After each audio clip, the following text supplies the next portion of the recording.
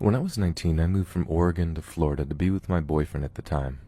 I was thinking white sand beaches and Mickey Mouse, but instead got the swamps, bugs, and dirt roads. It was a huge shock to the system. We lived in this dinky little town called Hawthorne, just outside of Gainesville. Very small, one-stop light and 4 stores: Dollar General, Steve's Market, Eckerd's Pharmacy, and Sunny BBQ. Whoopee. I got a job at the now-defunct Eckerd's in the middle of the town. It was next to the grocery store, so everyone shopped there. After about 3 months or so working there, I walked in to start my shift one day when the manager pulled me into his office. Laid out on his desk was about 30 to 40 open letters, all addressed by hand, to me. "Do you know this person?" my manager asked. "No," I thought to myself. "Read one." So I picked the cheerful yellow one. Inside were 2 handwritten letters and a magazine cut out of a woman with long blonde hair, just like me. As the Eckerd manager watched on, I read the letter. I skipped around a lot of confusion, desperately trying to find out why I'm in this room. From what I read, it was mostly someone imagining what spending time with me would be like. There were descriptions and comments about my hair, washing it, smelling it, and something about the moonlight. A few sentences were highlighted, others were underlined. My first thought was, am I getting fired? "Do you know this David Elrod?" Hair. I said yes, I think so. The tall, lanky guy with thick glasses and frizzy dark blonde hair. The regular who comes in a couple of times a week to pick up a Diet Coke and medication for his mom. Late 20s and obviously socially or mentally challenged. On rare occasions, he would make small talk as I rang up his soda. Once or twice, he would linger at my register or stare at me, but I figured he was just trying to adjust his eyes or had poor social cues. Harmless compared to some of the other people I've met here in Florida, so I didn't pay him any mind. Until that day in the Eckerd's office. I knew he wrote the letters because of a strange encounter 2 weeks earlier. While working, he came up behind me and caressed my hair. I had to remove it from his hands, and he apologized. Weird. No harm. I went back to work. After telling my manager this, he informed me that the customer was going to be banned from the store, and I was being sent home while they worked out the details. What details? Confused, I walked out of the store and drove home. Strange. 2 hours after I got home from my non-shift at work, there was a knock at the door. I look out my window and see what resembles a SWAT team. I saw men in tactical gear with large weapons, 2 men dressed in suits, and several uniformed cops. In what seemed like slow motion at the time, I opened the door. A female officer holds up a few oddly familiar letters. "Can we come in and talk to you about these?" Realizing everyone in town had read the letters, I wanted to pass out. I don't even know the guy.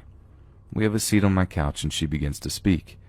Out of the corner of my eye, I see my boyfriend shooting me dirty looks from the bedroom. The female officer mentions getting the letters from Eckerd's and attempting to issue a trespassing notice. They wanted to speak to him directly, she says, because her whole department is aware of David. The officers confronted him at his residence and attempted to evoke the trespassing notice from Eckerd's store. Apparently, he was not happy about this. He insisted for over 45 minutes how this was all a big mistake, and I wanted to talk to him. He was so combative and persistent, they decided to pursue stalking charges. Stalking charges, I thought. She continues. "You need to be aware that David killed and partially dismembered his mother when he was 12 years old. He was released from a juvenile psychiatric facility less than 4 years ago." Diet Coke. "We found disturbing materials at his house," she continued. "We believe he's been stalking you." My mind kept wondering. "This is my mom's favorite drink," he would say. David was arrested the next day for stalking after he was found in the Eckerd's parking lot, but the last official word was he went back to the psychiatric hospital, at least temporarily. I didn't have the chance to read the letters in full before they were entered into some vault of evidence, nor did they explain what they found at his house, so I never had the complete picture of what was happening. My boyfriend at the time was a huge idiot about the whole thing, so I moved back to Oregon a week later. Besides, who wants to hang around when Norman Bates is fixated on you?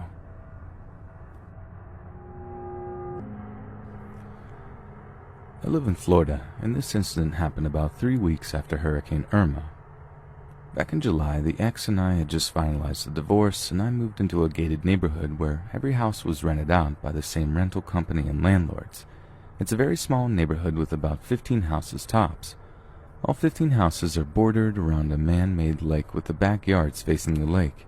No one really has a fenced backyard. When you walk out of your back door, you see the lake in front of you and your neighbor's backyard on each side of you. Everyone in the neighborhood seemed very close. Someone was always hosting a family-friendly party or barbecue or having people over to watch sports. I was, and am still depressed about my divorce, so I never partook in these social gatherings. The only person I got to know was my next-door neighbor Steve, an active Navy soldier with a huge love for guns. Steve is the true hero in this nightmare. My daughter Alice is 4 years old, and I get her every weekend. Alice's bedroom window faces the backyard towards the lake. I spoil that girl to death. She truly is my everything, and I count down the days to the weekend every week just to be with her. That's why I was upset when Irma came and I had to go almost 3 weekends without seeing her. The weekend before the storm, she was with her mom. Then obviously the weekend of the storm, she was with her mom. Then on top of that, the weekend after, she had to be with her mom because my power was still out. No AC in Florida. It was miserable. The humidity was so bad that week that I slept in my daughter's room the whole week because she was the only room with a window that faced the lake. I opened the window, exposing just the window screen, so the wind from the lake could cool the room as much as possible while I slept. Eventually the power comes back and Alice starts visiting me again like normal. That was when the nightmare started. My daughter would explain about the singing lady and how she doesn't like her anymore. I thought maybe she was referring to one of my ex's friends or one of the teachers at her school. Maybe there was a teacher at her school that sang to the kids and that she didn't like it. But that Saturday night, Alice woke up in the middle of the night screaming bloody murder. I ran into her room and turned on the light and found her hiding under her covers. I asked her what was wrong, and all she could do was point to an empty corner of her room and yell, "Look, look." There was nothing there. She was acting as if though she had seen a ghost. After I calmed her down, she started to talk about the singing lady again. "Please tell the singing lady not to come back. Please, Daddy, make her go away," she would say. Obviously she is having nightmares, right? I showed her that there was nothing in the closet and nothing under the bed and that there was nothing to be afraid of. She calmed down and went back to sleep. I went back to my room and quickly fell back asleep as well. It couldn't have been more than 20 minutes before Alice comes running into my room screaming, "She's back! She's back!" Alice absolutely refused to go back to her room, so I let her sleep with me. The next morning, Sunday morning, I took Alice out to breakfast and we stopped by Target to pick up a baby monitor. I haven't used one since her and her mom and I were still married, but I wanted to easily be able to hear her and if and when she was having nightmares again, so I could respond quicker. After I set them up, I showed Alice how they worked to give her assurance that I could hear her and she was safe. That night, she slept soundly and didn't make a peep all night. The following weekend, Alice had to stay with her mother again because she had caught a stomach virus from one of her little friends at school. It was Saturday night, and I was sound asleep in my bed. Around 2 a.m. is when I heard it, a woman's voice humming a soft nursery rhyme through the baby monitor. The humming and soft singing got louder and clearer as the voice got closer to the monitor. I wasn't dreaming. I could hear a woman softly singing lullabies in my daughter's bedroom. I had never been so scared and dumbfounded in my life. I was feeling a mixture of pure terror and disbelief. Then the voice spoke out.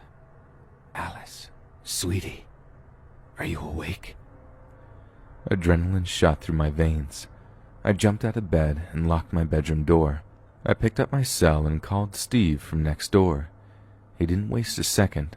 As soon as I got off the phone with him, I heard him storm out of his back door screaming, "Don't you move!" I ran outside and found him aiming his shotgun at a woman crouched outside my daughter's window, the one I had left open after Irma and never closed. Steve quickly dropped his guard when he recognized the woman. It was Jean, the neighborhood maintenance woman. Steve's wife came running out after him and confirmed it was her. Jean played dumb. She said she was not singing and didn't even know my daughter's name. She said she was near my daughter's window because she was doing her weekly patrol for gators and thought she saw one approaching her house from the lake. Full of crap. That chick was singing, and she called out to my daughter by name. Yes, it's true that there have been a few gator spottings around the neighborhood, and yes, part of Jean's job was to patrol the lake at night every now and then. But at 2 a.m.? I obviously knew it was bullcrap, and even though neither Steve or his wife called her out on it, I could tell by the look on their faces that they didn't believe her either. The next morning, I went over to Steve's house to thank him and tell him exactly what happened. He told me Jean and her husband had been known to be a little cuckoo, but this is by far the craziest thing to have happened so far. Steve helped me install metal bars on Alice's window that afternoon.